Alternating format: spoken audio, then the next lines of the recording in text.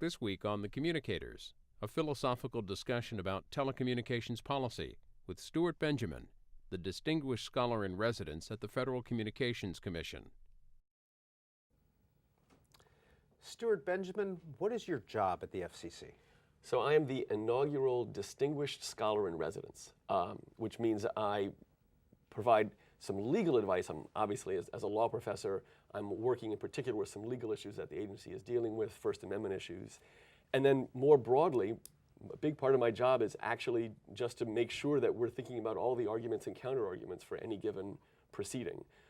That there's not groupthink that's going on, that we're considering all the various options before something gets out the door. I think the idea from the chairman's perspective is that the more diverging views we can have inside the commission, the better the process will be so that the commissioners can make the most informed possible decision.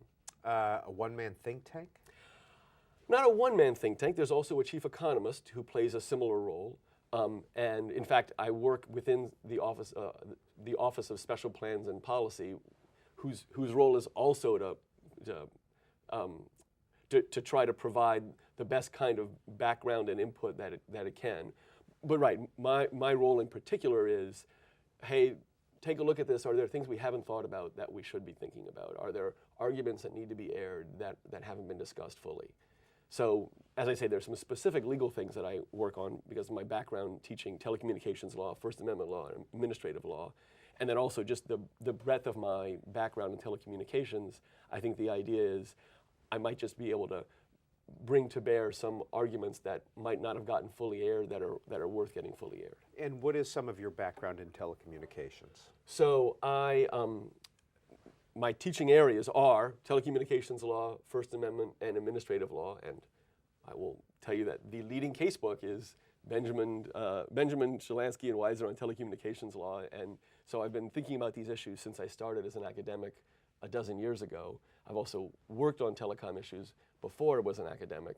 I made the conscious decision on becoming an academic that I would not have any clients or do any work for any clients. So actually, I've done no consulting whatsoever since I started as an academic now 13 years ago. And did the new FCC chairman, Julius Janikowski, approach you, and what's your connection to him? So I've known the chairman for a number of years now, maybe 15 years now, and after the election, after he was announced as the chair designate, I guess it was, he contacted me and said, gee, it would be great if we could find a way to bring you in so that we can have this other perspective and have an airing of different ideas. And as these things go, it took a while, but it actually worked out fairly easily. I knew him and I knew Chairman McDowell beforehand. I didn't know any of the other commissioners beforehand. Commissioner McDowell. I shouldn't promote him right here on this program. Commissioner McDowell, as you may know, is a very loyal Duke alum, and so over the years I've seen him on many occasions at Duke as well, and so it was actually a fairly easy process to set up. And so who do you report to, if anyone? So for different projects. So for some projects I report to the General Counsel, Austin Schlick. For some projects, I report to the specific person who's in charge of the project, the head of the Wireless Bureau or the head of OSP, where I'm housed. For some projects, I report to the chair or the chair's chief of staff. For some projects, I actually will talk to all the commissioners. It depends on as things come up. Well, joining us also on the Communicators is Lynn Stanton, who is the managing editor of Telecommunications Reports. Well, I just got a promotion too. It's just senior editor. Senior editor, okay, all right. You were speaking of how you report on projects that are ongoing, but when you came on board, part of the job was described as long-term strategy. Does that include giving advice to the chairman as to what kinds of proceedings he should launch? Yes, although even at a sort of a higher level than that in some ways. It's not so much here is a particular notice of proposed rulemaking you should issue, but yeah, here are things on the horizon that we might want to be thinking about, and what are the different ways we can approach them.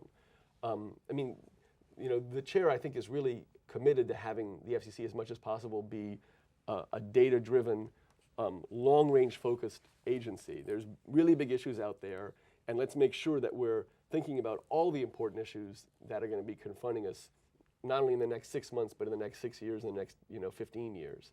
So yeah, part of my job is honestly just trying to think about, are there things that aren't on the agenda that should be on the agenda? Are there different ways of thinking about issues than we have? One of the dangers, as I know you both know, in DC is it's really easy to have sort of a groupthink that emerges, and everybody just starts thinking in the same patterns. And part of my job is to disrupt that, right? To make sure that we don't all just get so focused on one narrow issue that we lose sight of a lot of other important considerations or ideas. And have you talked about how long-term a job this is? A lot of the coming from academia kinds of jobs in Washington, the chief economist of the FCC tends to be a year maybe, and then out and back to the university. Right. We haven't said there's no specific time horizon on this. And well, Stuart Benjamin, let's get into some of the issues that you may be discussing. And in May 2009, you presented a paper called "Roasting the Pig to Burn Down the House," and I just want to read a bit from that and get you to expand on it. This is about the spectrum. And you write, "If one opposes a certain policy that will sound attractive to voters and/or legislators and would be popular in small doses but disastrous in large doses, one may decide to support the large dose in the hope that people will soon realize their mistake. Or one may regard a set of proposed regulations as foolish and likely to hobble the industry regulated, but perhaps desirable if one believes that we would be better off without that industry. I consider this question," you write, "with respect to spectrum policy." What does that mean? Well, and as it's part of a larger abstract and part of a larger article. So here's what it really means. I want to be clear. This is my view. This is my view, not the Commission's view. My view is that we are best off moving toward spectrum flexibility, toward having flexible uses of the spectrum, so that people can determine what services they want. That it can be driven from the bottom up rather than the top down. So in a world of truly flexible uses, where you can use your spectrum for anything, and if you want to create the Britney Spears texting network, you can, or whatever else it might be, more power to you. If people want to subscribe to that, they will. If not, then it'll flounder. In that world, without spectrum dedicated to one purpose or another, it may very well be that people would choose broadcasting. It may be they would choose something else. My own view is that should happen, and we should let whatever it is people want arise. So the point of the article was, we aren't there, because we now have spectrum dedicated to various services, and I think that's a mistake, and I think instead we should not have this be a decision made by the FCC deciding, but instead have it come from the ground up. So the last lines of the article, as you may have noticed, were, "Spectrum regulators of the world unite, you have nothing to lose but your jobs." Again, like the whole article, a little bit tongue-in-cheek, but the idea was, why should we be making the decisions? So, but I want to be clear, that's my view. I think the Commission's view is not necessarily discordant with that, but I think the long-range view there is, look, we need to get to a position where we have lots of spectrum available for broadband, as well as the services that we've come to expect and associate with things like broadcasting. And we're not going to force any broadcasters off the air. It's going to be a voluntary program. The chair has said that. But there have got to be ways of making this a win-win for everybody, so that we can have more spectrum available for broadband, et cetera, because, as the chair has noticed, and I think everybody agrees, spectrum is the oxygen for broadband. It's the oxygen for mobile, and there's just been an explosion in mobile communications. So that's a longer answer to your short question. I apologize. And just to follow up, you mentioned the broadcasters. Last week on this program, Gordon Smith, the new head of the National Association of Broadcasters, was on, and he talked about spectrum and the broadcasters. Here's a little bit of Gordon Smith. If they take broadcast spectrum, and some of the trial balloon proposals are to stack TV stations in a way that will ultimately destroy the high-definition broadcast signal. It would take away the multi-channel availability. It would eliminate the future of mobile TV. We just think that in the digital TV shouldn't be sacrificed on the altar of the digital divide. What's your response, Stuart Benjamin? I mean, I don't have any specific response. That's a level of detail in the broadband plan that's beyond me. But you know, my own view is if it turns out that's what viewers and consumers want is any particular use of the spectrum, I think we should have it. Again, my own view. And I don't see why. It's totally fine with me if it turns out that people want to have hundreds of megahertz for any particular service. I don't feel like as a private citizen, it's not my decision, but my own personal view is I would rather the FCC not be in the business of making that decision. Again, speaking just for myself here. So on a practical level, if it's not too much in the weeds, how exactly would you get from where we are to this flexible use of spectrum? Do you say, okay, broadcasters have the spectrum, they can do whatever they want with it, or do you take it back from them and start from scratch and allocate it through an auction or something? Right, so that's a great question. And again, just to be clear, that's one where that's a decision that's being discussed, or that's being discussed, I think, in the context of probably the broadband plan, probably being discussed on the Hill right now. It's probably being discussed in, you know, half of the telecommunications law firms in the city right now. My own personal view, again, just speaking for me personally, is I don't feel that strongly about how it happens. I mean, I say this in the article too. It can happen by giving the existing licensees the ability to use things flexibly. Some people will say, oh, you shouldn't do that. That's a windfall for them. It could happen by taking that spectrum back. But then they'll say that's not fair to us. If you want to know my honest guess, if I'm handicapping it, my guess is it'll be something in between. My guess is that the way to try to move toward a win-win is that there will be some attempt at having some sharing of proceeds so that everybody feels like they've gotten something out of this. But that's a guess based on no inside information in particular. That's just a guess of how I think this is going to shake out after it goes through not just the commission, but more importantly, the legislative process.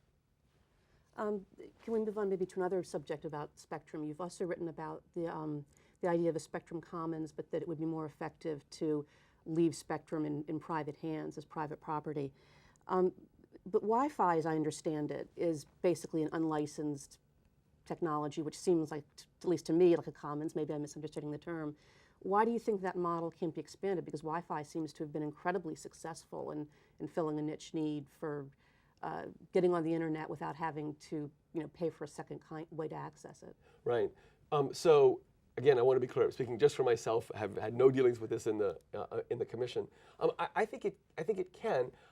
What I was really responding to in the article was a proposal that hundreds and hundreds of megahertz below 3 gigahertz be devoted to wireless commons. And the burden of the article is there are some problems with doing that. And if we think it's such a great idea, then why wouldn't a private entity buy up those megahertz and then devote them to this commons if it really is as valuable as some of the proponents have suggested? Look, there's been enormous benefits. You may know some of these early open bands were called junk bands back when there was no obvious use for them. And then we started getting garage door openers and the earliest cordless phones, if you remember. They've all migrated now up the spectrum because there's been more and more uses of those shared areas. And clearly sharing is going to be a big part of it. Again, my own view, just to be clear, is actually very consonant with the FCC's Spectrum Policy Task Force report in 2002 or 2003, in which the report said, look, in some situations, the transaction costs of negotiating are very high. And in those situations, you actually want to have a common, so you don't have to have separate negotiations with 47 different people. And in others, the transaction costs aren't that high. And in that situation, what we ordinarily would expect is, well, then we can license it to somebody, we can auction it and license it. And if that licensee then wants to provide some broader use, they can. It's just a different form of payment that they would be getting. You might have your payment be in the form of the device you buy rather than a monthly fee. But again, that would be my own view, that would be a bottom-up approach. Let different companies, let different entities try what they want, rather than have one that's imposed from the top down. Is there a legal definition of commons? There isn't. I mean, there are legal definitions in the FCC of what are the bands that are open to a variety of uses, but some of the commons advocates don't like the way those are defined. And in fact, part of the point of my article was there would be furious lobbying. Even in spectrum that would be defined as a commons, there would be furious lobbying, the commission and on the Hill, about exactly how are we going to define what was permissible, what was impermissible in that commons. You know, probably have to be power limits, and then okay, exactly where is the power limit set? That might rule some devices in and some devices out, and on and on. But just to be clear, well, A, to be clear that it's my own views, not the commission's, but B, I was more responding to the argument that huge swaths of spectrum, again, hundreds of megahertz, should be devoted for this purpose, because my real concern was, so let's say the FCC does that. Let's say the FCC devotes 400 megahertz now to a wireless commons, and they build it and nobody comes. Well, now there's been a top-down decision made by the FCC, and we, the people, haven't really responded, and there's been a wasting of this really valuable resource. I mean, what motivates me is spectrum is so enormously valuable, and I just hate to see it ever wasted when we could be getting all sorts of services that we would really, really like and really, really benefit from if it were used in a way that people actually were excited about. So is it still considered junk spectrum? Oh, no. I'm sorry, to be clear, that was my point, is once upon a time it was called that. Now it's become enormously valuable. No, that's my point, is that this has actually worked out very well.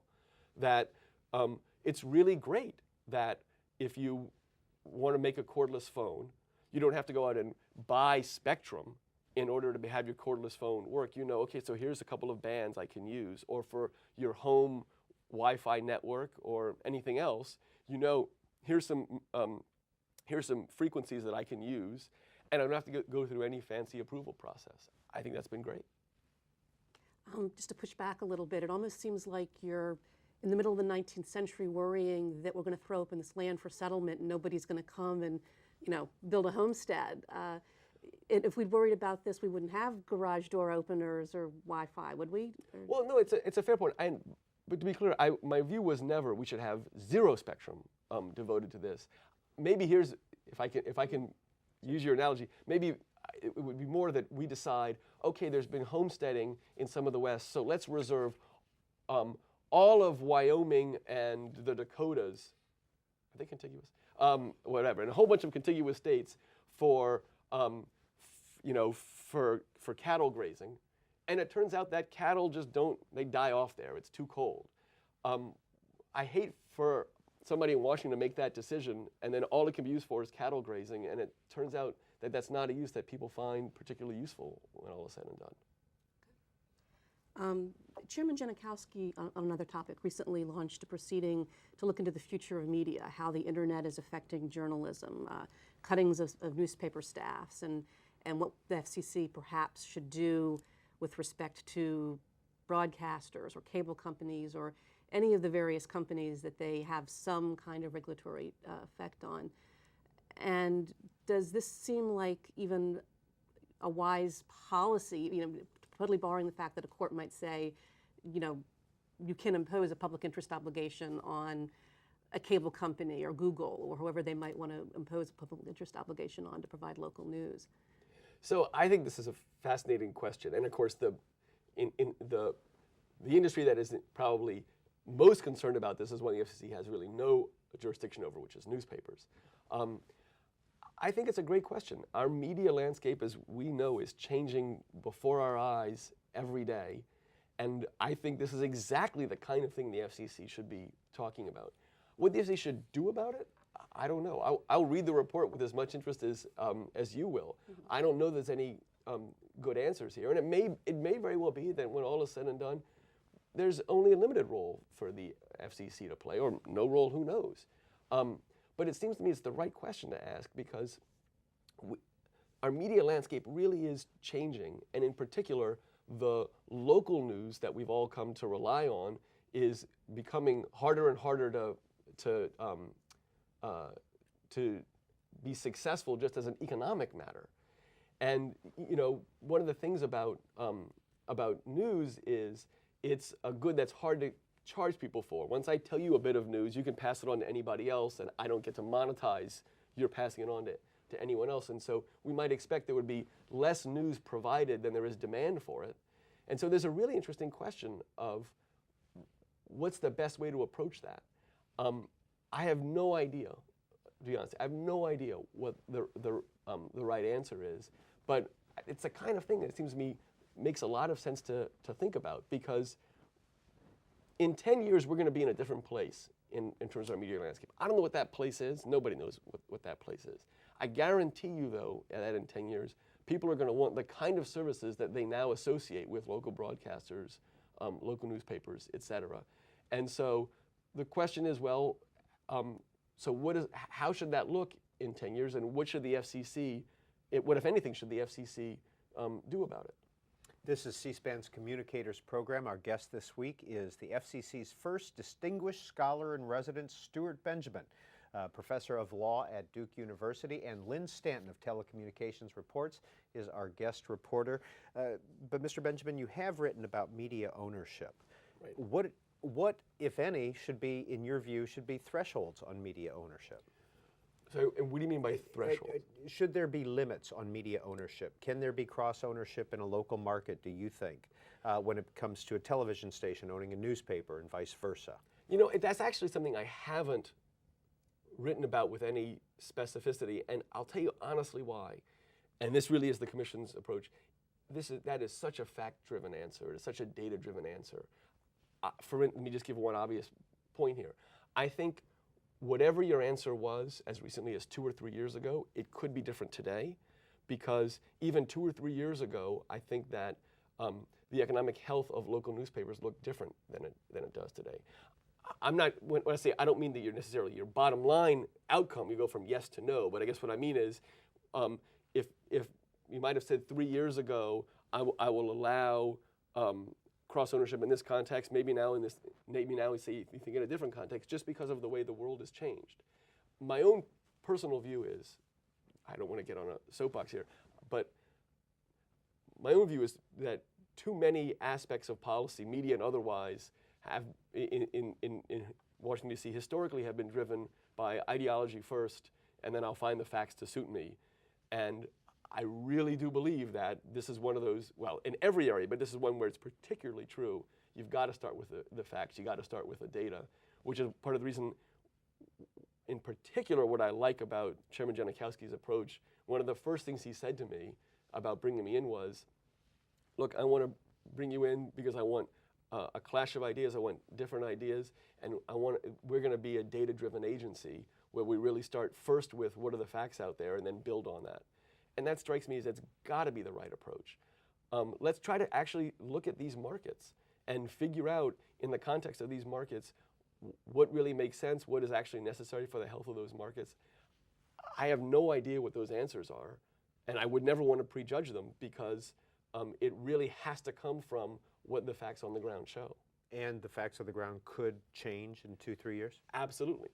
One of my very first articles was, in fact, about the difficulty of changing facts for legal regimes. You know, Congress passes a law, and then the facts change, and all of a sudden the law seems a little out of date. Or even more to the point of my article, court issues a ruling saying the internet is X, and then the internet changes. One of the statements that was made in Reno versus ACLU involving the Communications Decency Act was, I'm going to get this wrong, but this is close to users rarely come upon unwanted content by accident on the internet. That was probably true in 1997. I would love to know what percentage of internet users have not come upon unwanted content by accident in the year 2010. So yeah, things are changing all the time, and so there's a constant recalibration. And again, we should want our regulators, our members of Congress, to do that. We should want them to be constantly taking into account how things have changed. Well, we thought things were going to work out one way. It turns out they're not. We need to reconsider what our policies are. Well, you mentioned that court case. The Parents Television Council has been critical of you and your writing, and when it comes to First Amendment and decency in broadcast. How would you address their concerns? You know, I saw that. I'm actually quite befuddled by it. I've actually never said that broadcast and decency regulations are unconstitutional. I saw they said that I had been quoted somewhere as saying that, so I Googled myself. I didn't find any place where I mean, I suppose somebody could have made up a quote. to my knowledge, I've never said that broadcast indecency regulations are unconstitutional. I have talked about broadcast regulation, and I've in fact suggested that lots of regulations of broadcasters might be unconstitutional under a case called Red Lion, which I think is my own personal view, again, just my view, I think stands on weak footing, but it's still there. And in any event, it has nothing to do with indecency. So I have talked about that side of broadcast regulation, but unless I'm having a deeply senior moment, I don't remember ever saying anything about the unconstitutionality of indecency regulation on broadcast. Lynn Stanton. So just to follow up on that, what do you think is the appropriate basis for the constitutionality? Is it the spectrum scarcity, or is it the idea that people are having television foisted upon them because people are secretly bringing television sets into their homes and turning them on when they're not looking? Right, so that was exactly the dichotomy between the Red Lion case that I referred to and Pacifica. So again, speaking for myself, I've never found Red Lion persuasive, which is to say, I don't think spectrum is uniquely scarce in any way that printing presses are not. So again, just speaking for myself, not music to the Commission's ears, but they knew this before they brought me in, I don't see any particular justification for a set of affirmative regulations of broadcasters as opposed to regulation of every other provider that they can't regulate in this way under the First Amendment. Pacifica, as you note, relied on a different argument, not scarcity, but that this indecency comes in unbidden, and that it's so that there's a pervasiveness to it and there's an intrusiveness to it, and that you can't run away after. Once you've heard words, you can't unhear them. And it seems to me that those arguments, there's more to those arguments, it seems to me, than there is to the spectrum scarcity argument.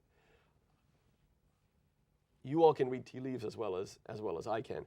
I'm not sure that the Supreme Court I don't know what it would do with either of those cases. That's up to them, not up to me. But my own writing, I focused more on what I think as the weakness of the Red Lion argument, whereas I think Pacifica just stands on different grounds. I wanted to ask you a question on administrative law, since you do that as well. The FCC has been experimenting with getting input from the public through blogs, people commenting on blogs. And last fall, when the Commission was initiating its open internet proceeding, there was a complaint from civil rights groups that the Commission waived its Sunshine Agenda requirements, which prohibit third-party initiated ex parte communications during this last week before, I know you know this, but for the audience, the last week before they actually vote on something. So does that seem like a reasonable argument to you? Their argument was that people who don't have internet are being disenfranchised even more by this attempt to reach out to more people who probably are the same people who are already accessing it through other means. So the short answer is I mean, this is something that's before the Commission, so I really can't talk about this in detail. So let me just try to answer at a slightly higher level of generality, which is, my view is any way that the American people can get their views to the Commission, I think is great, as long as it's one that really is truly open. What I think has been unfortunate for every agency of which I'm aware, and I teach administrative law, so I've thought about a lot of agencies, is that so often in the past, it's been those who had inside knowledge who are getting access. Once we've thrown something up to all the American people, then I personally, as a citizen, and this is just me as a citizen, then I feel better about it. The real problem in the past has been the only way to even know what was happening at an agency was to go and to walk the hallways and to talk to people. Nothing was posted online, and you never had any ability to meaningfully comment and give your input. And it turns out people really want to do that, not just with the FCC, with all sorts, with FERC, right? There's all sorts of agencies where you say, gee, now that I understand you're considering licensing this nuclear plant, I guess it would be FERC, NRC, whatever. I really want to be able to comment on that. And my thought is, more power to you. That's, it's wonderful to have that available to people. And finally, Stuart Benjamin, give us your impressions now that you've had a few months on the job. What do you think? Are you having fun? I am having fun, and I have to say, it's really easy to take pot shots from the outside, and I will admit I did that as much as others have done. And when you get on the inside, you realize there's an enormous number of really dedicated people who are really trying hard, are really thinking about the issues, and it's actually quite inspiring. I mean, I can say I've never once heard anybody say, well, let's do this because it's the politically expedient thing to do. Let's do this because this is what, you know, some powerful interest group wants. The arguments have all been on the merits. All right, well, look, does this actually make sense in this context? And so, again, as a citizen, it's actually been a very heartening experience, truth be told. And Lynn Stanton, final question from you. Well, I'm drawing a blank, I'm sorry. All right, we will leave it there. Lynn Stanton of Telecommunications Reports and Stuart Benjamin, Distinguished Scholar in Residence at the Federal Communications Commission. Thank you both for being on the Communicators. Thank you. Thank you.